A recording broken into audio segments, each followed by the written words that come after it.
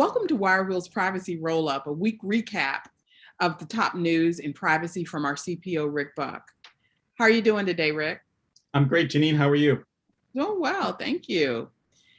Two topics that I think we want to cover this week or today. He'll scratch that one. That's all right.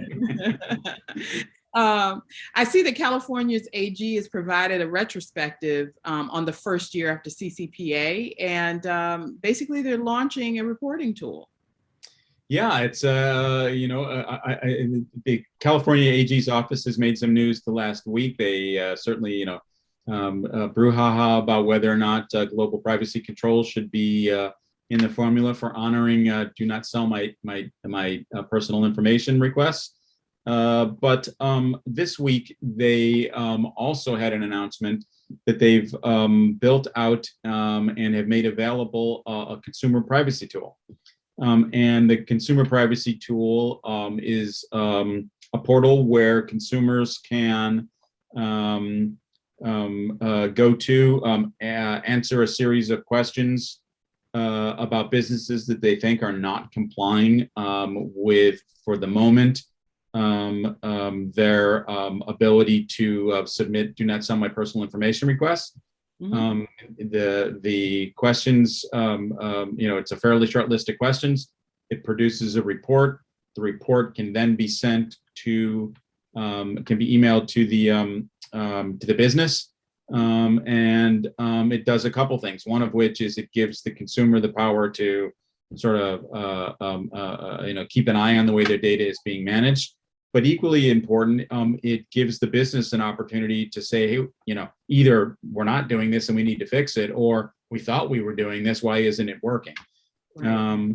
And then one of the other triggers of this is it would appear that it will also be one of the things that might trigger the notion of the 30-day cure period that CCPA has right now. So if the Attorney General comes after you, you have 30 days to correct it without being in violation of the law. So I really like the way this has come together. I like that it's gaining more attention, that it's putting more attention on that there is a privacy law, that consumers have rights, that businesses have obligations. This is V1 of that tool. Mm-hmm. And right now, as I said, it's only focused on do not sell my personal information requests. But I suspect that we will see future versions of this. That'll probably give far more robust choices about California residents being able to exercise their privacy rights. So all in all, I think this is a really great idea, and I'm glad to see this coming out of the state of California. Well, and they're actually setting the precedents, right? So we may end up seeing some other states adopt that same type of technology. I think that's very likely. Yeah. Well, great. Well, we've talked about this in previous weeks, some of the incremental changes that we're seeing from the federal level. And so recently we see that President Biden signed an executive order promoting competition within the American economy.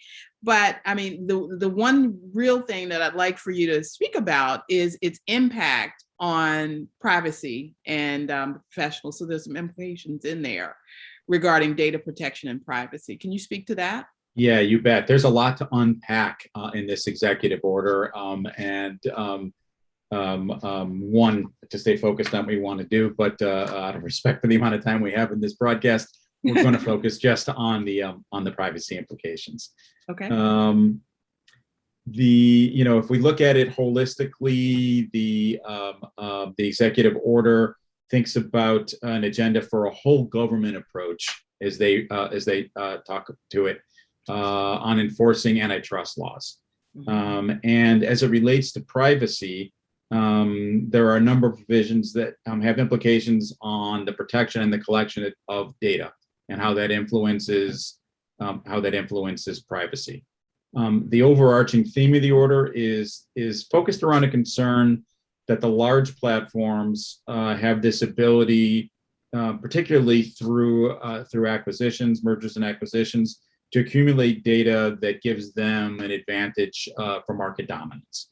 Right. And I'll talk more about that in just a second. The order does not appear to focus on the collection of consumer data, but it rather appears so not on an individual business collecting consumer data, but it seems to focus more on what they refer to as dominant internet platforms and the mergers and acquisitions of other dominant platforms or other nascent players in the industry, and the mass accumulation of the data that comes along with that. Right. And then the responsibility, the use and abuse of that data for unfair implications when it comes to competition. Again, going back to to antitrust kind of stuff, and for the unfair and inappropriate use of that data for surveillance purposes. Wow. The framing of the privacy and the data protection as core elements of this competition concept is not only a growing movement here in the United States. We're seeing it on the state level.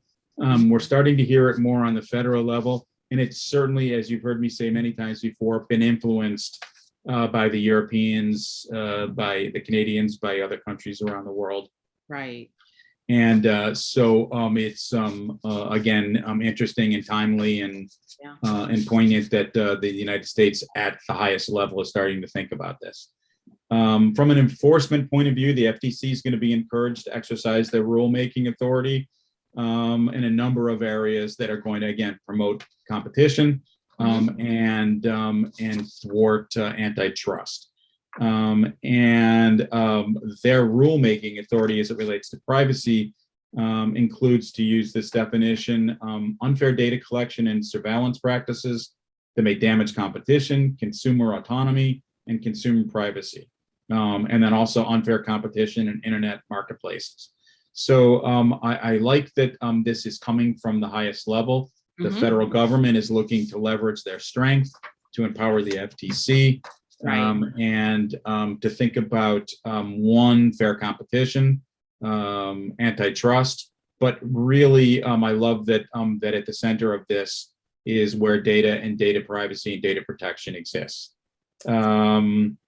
I would say, and again, a common thing that you've heard from me, I love that this is happening at the federal level. Yeah. But I think that it's really important, not only are we having this discussion from this executive order point of view, but I think that it gains a lot more acceptance and a lot more legitimacy with our partners across the globe if it was supported by a federal privacy law rather than a patchwork of state privacy laws. We've talked about this on almost every one of our sessions, but glad to see that the states are stepping up and addressing the privacy concerns. But I think we're getting closer and closer to a point where it will be important to see a federal privacy legislation that will homogenize, good competition globally from an economic point of view, unfair competition, data privacy, and everything that goes along with that. So, lots to talk about, lots to think about there. It definitely is. And like we do continue to talk about, I mean, it's going to be interesting as federal, as the government continues to kind of unpack this, so to speak, as well as all of the changes with the states. So absolutely going on, tons to talk about, in upcoming episodes. Yep.